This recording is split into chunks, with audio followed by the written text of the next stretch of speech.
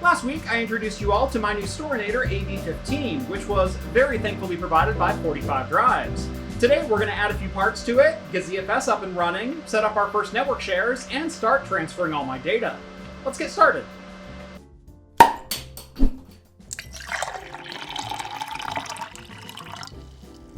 Today's video is brought to you by ProtoArc and the EM01 wireless RGB trackball.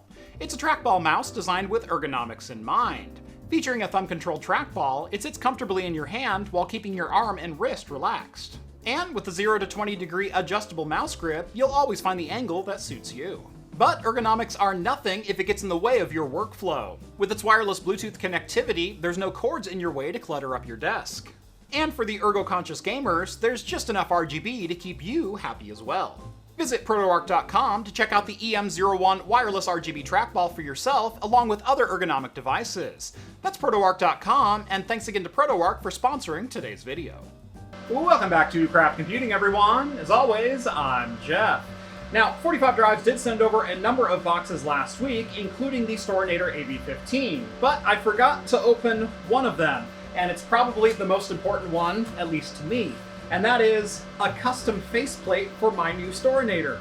I haven't opened this yet, I have no idea what's on it, but I am very anxious to find out. So, let's get this thing open. Oh, that is sick. I love it. Ladies and gentlemen, it is now the Craft Computing Storinator AV15. Let's get this thing mounted up. Alright, looks like just a couple of screws, and we can take this out.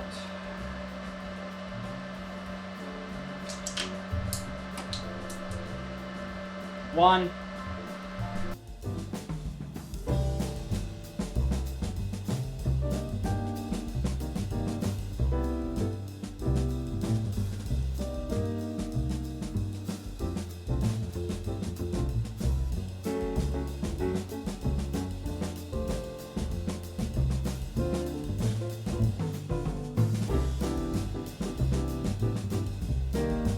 Well, that certainly classes up the joint a little bit, and again, a huge thank you to 45 Drives for customizing my AV15 Storinator.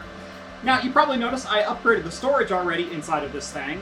In addition to the 7 20TB Seagate Exos drives that 45 Drives sent out, I added 8 12TB drives of my own. This is going to act as some temporary storage while I'm moving around the rest of my file server configuration. But what do you say right now we jump inside and start getting this server up and running? By default, my Storinator shipped with Rocky Linux installed, along with the Houston Command Center web appliance to manage it all. I went over some of the basics of Houston in the unboxing video, but today we're going to get my first couple drive pools and network shares up and running. Oddly enough, ZFS was actually not available when I first booted up the server, and it does require a script to get up and running. However, the script is just a single command line and will fully install ZFS along with all of its dependencies. The script only took a couple minutes to run on my server, and once done, I was ready to get my drives configured. Jumping into the ZFS tab, it was as easy as clicking the Create Storage Pool button, giving the new pool a name, selecting the RAID configuration and the drives to add to the pool, and then clicking on Create. Once created, my new Excelsior pool showed up in the ZFS Configuration tab, complete with 85 terabytes of storage available. In order to use the new storage pool, though, you'll need to first create a file system or a dataset. And as it turns out, this is just as easy as creating your ZFS pool. Click on the Create File System button just above your ZFS pool. Now, this is going to be the storage pool for my video editing system, so we'll just name it Craft Computing and then click on Create. So we've got our storage, we've got our dataset, and now to share that out with the rest of my network. While Houston UI does allow you to create shares designed for Linux, macOS, or Windows, we're going to stick to Windows SMB sharing for this video for the sake of simplicity. Moving over to the File Sharing tab, I'm going to create a new Samba share. Under Share Management, just click the little plus button to get started. Again, I'm going to name this share Craft Computing. Give the share a description if you'd like, and define a local directory path on your server that you'd like to share out. In Rocky Linux, your ZFS pool will be mounted to the root directory by default, and any created datasets or file systems will be mounted inside of that. So my local file path would be Excelsior/Craft Computing. Leave the user and group assignments blank for the time being and skip down to Create Share, as next up we're going to create a user account for accessing this directory. head on over to the User Accounts tab and click on Create User Account. I'm going to name the new user Craft and give it a password. Finally, click on Create to finish up the process. Now eventually, I am going to provide access to my file share from multiple user accounts, so I'm going to set up a new user group and allow access from any group member. Back on the File Sharing tab, head on over to the Group Management section and click on the plus button to add a new group. I'm going to name this group Editors and then click on Create. While still in the File Sharing tab, head on down to the User Management section and click on the Craft user from the User pull-down menu. If you click on the plus button here, you should be able to add Craft to the Editors group, and then click Add to save your changes. To allow Craft access to the file share, head back to the ZFS tab, locate your file system, and click on the three dots to bring up a pull-down menu, then click on Edit Permissions.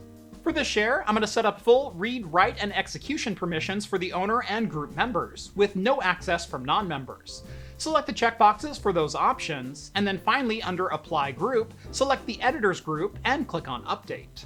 Last but not least, it's time to enable the SMB service and get this file share up and running. Head on over to the Services tab and search for the SMB service. Once selected, you should be able to turn the toggle switch to the on position, and we should be good to go. As you can see, I was able to mount the share inside of Windows, and comparing it to my previous file server, we've more than doubled the amount of storage available for videos.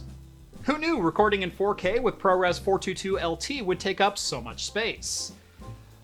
Well, I knew, but there's a difference between knowing and knowing.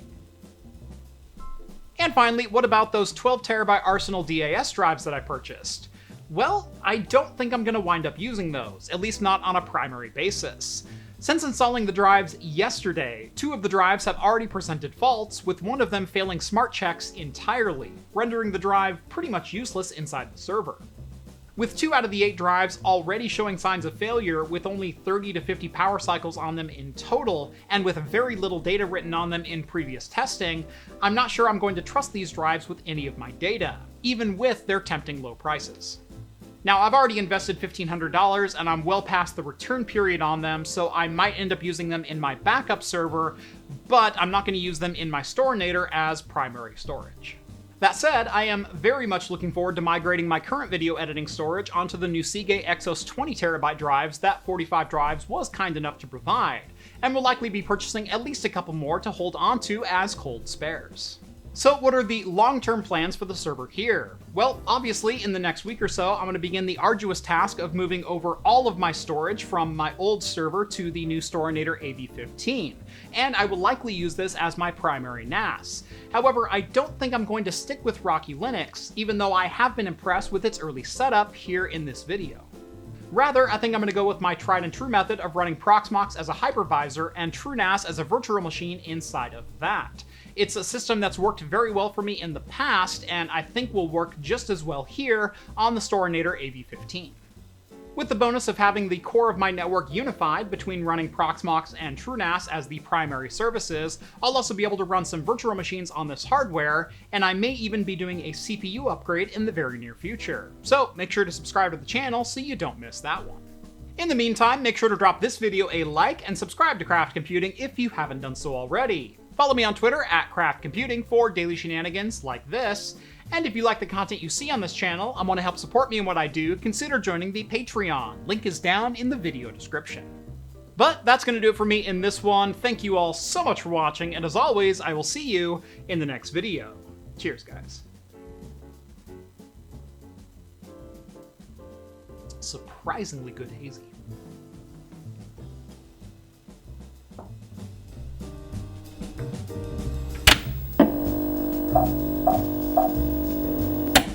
Beer for today is from Singlecut Brewing. It is the Razzle Dazzle Razzle Drone Double Dry Hopped Imperial IPA, clocking in at 8%. I will say, as soon as I popped the top on this one, oh man, did I smell some fruit. I can smell it all the way from back here. The aroma is deeper than my focus plane. We're gonna have to come back to that one in just a second. I wonder how tall I can make this head.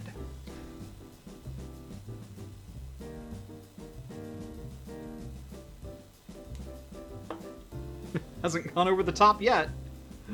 It really wants to, but It's not dripping yet.